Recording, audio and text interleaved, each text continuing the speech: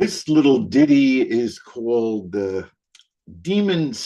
Stealth Hit and Run. Now, the demon concept extended not only to land, but also to sea. So I chose a little submarine to show the stealth aspect of this, that I thought I was being so slippery and cool. And I've reversed my utility cap so that it gives the ambiance of the Kriegsmarine. This was in retrospect, not a very evolved or nice thing to do, but that never stopped my brother and myself. We went down the shore, and the parents were on the beach, and we rented these little blue. What do you call them? Rafts. You could rent a canvas raft about 5 feet or so long, blue, and it had little yellow edges at the front and back of rubber, but they were great for running in the surf. You go into the waves and then you just dive on this thing. And I had a particular knack because my brother and I would try to run into people that were ahead of us in the water on the basis that we were out of control. We little kids, we didn't know what we were doing, but I was very good at it.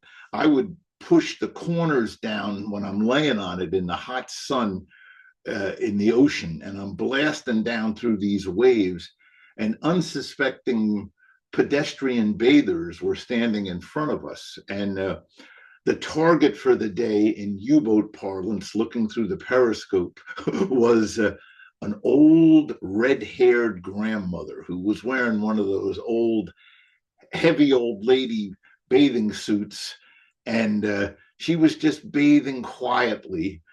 And I said, that's my target.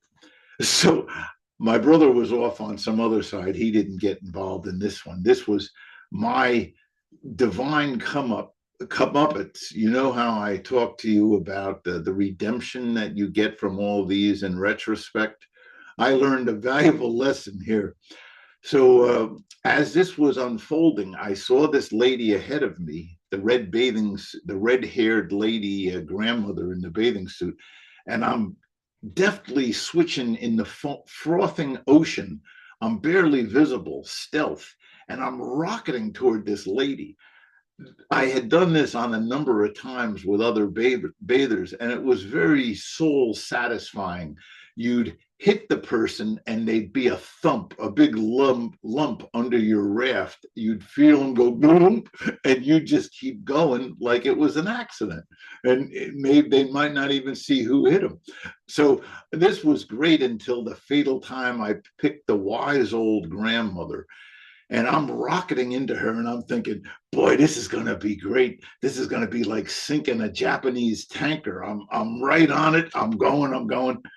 And at the last instant, the woman thwarted me. She caught sight of me coming at her, and she had like big nails with nail polish on them. And she put them out to save herself, and they scraped the entire keel haul on my back from one end to another. And I had been in the sun doing this for like 3 hours or more. So my back was red baked, and these nails striated me with a rich comeuppance. I deserved this. And I was like, ow! And I fell off, and the lady said, gee, son, are you sorry? I'm sorry, you all right? And I'm there like, yeah, I'm all right. And I went back and licked my wounds and talked to my brother. And the net result of all this was I learned a valuable lesson. Other people have rights. Other people are entitled to quiet enjoyment, that they can go to the beach and not be accosted by some maniac having fun at their expense. And mine was all fun until God gave me the lesson that says, all right, you little clown, you think this is funny? Let's see how you like it. And when she striated my back, it was sliced to ribbons and sunburned, and it killed me, and it was my fault. So I just want to know the usual net result of all this. Did anybody else have any of these malicious things that they tried to do that went bad. They call it sometimes on the internet instant karma, but this was definitely instant karma. My submarine torpedoing of this juicy tanker or carrier turned out to be a death ride for the submariner that I was. So hopefully, I don't know if you learned anything from this, but I know I did. Thank you.